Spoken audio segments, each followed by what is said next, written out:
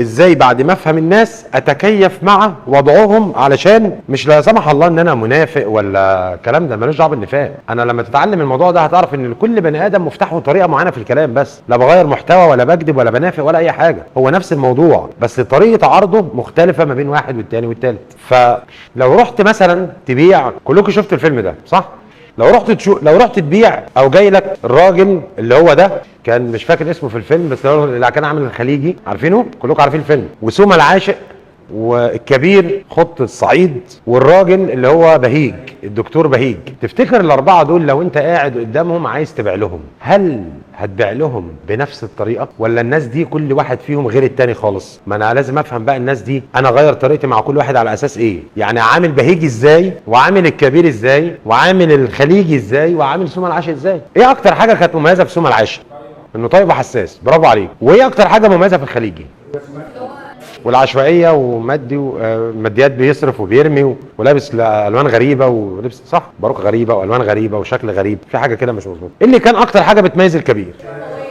حازم قوي، شخصيته قويه. يقول له ارحمني يا عمده، تشتغل في جامعه، يقول له تشتغل مطرح ما تشتغل، مفيش هدايا غير البهيمه دي، يقول له هاتها، انا مالي ومال الكلام ده، انا اللي انا عايزه هاخده، مفيهاش كلام. ده شخصيه الكبير. ايه اكتر حاجه كانت مميزه في الدكتور بهيج؟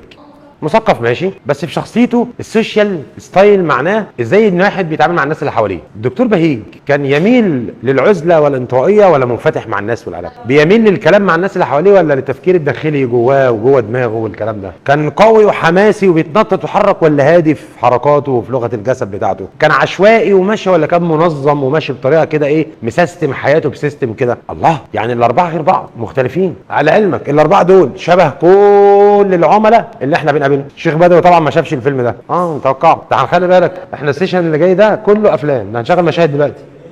بقول لك ايه. تعالى بقى نفهم مع بعض بالراحه هم ليه مختلفين ومختلفين ازاي. ده النص الاول من الموضوع. النص الثاني ان احنا هنتعامل معاهم ازاي.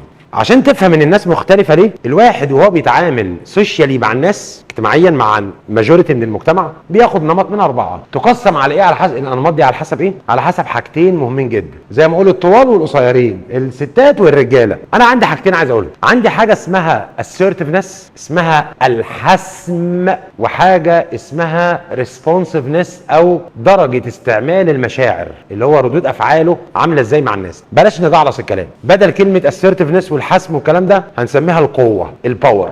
وبدل كلمة responsiveness هنسميها emotion، المشاعر. يبقى في قوة جوه كل انسان فينا، في درجة قوة وفي درجة تعامل بمشاعر. طيب في كم احتمال كده عندي لما يكون عندك عنصرين، واحد اسمه القوة وواحد اسمه المشاعر؟ كم احتمال؟ 2، وعشان خاطري وعشان خاطري وعشان خاطري 4. ممكن يبقى واحد قوي جدا وما عندوش مشاعر، وممكن واحد قوي جدا وعنده مشاعر، وممكن واحد قوته قليله قوي وما عندوش مشاعر، وممكن واحد قوته قليله وعنده مشاعر. يعني 4، صح ولا لا؟ يعني لو عملنا خط كده اسمه خط المشاعر وخط اسمه خط القوه، هيطلع لك كام احتمال؟ هيطلع لي 4 احتمالات. هيطلع لي شخص عنده المشاعر عاليه جدا بس ما عندوش قوه. ده مجازا عشان تفهم، هي مش اسمها قوه ومشاعر، هفسر لك معناها دلوقتي بالراحه. اسمها الحسم، واسمها الناحيه الثانيه ريسبونسفنس، اللي هي ردود افعاله عامله ازاي.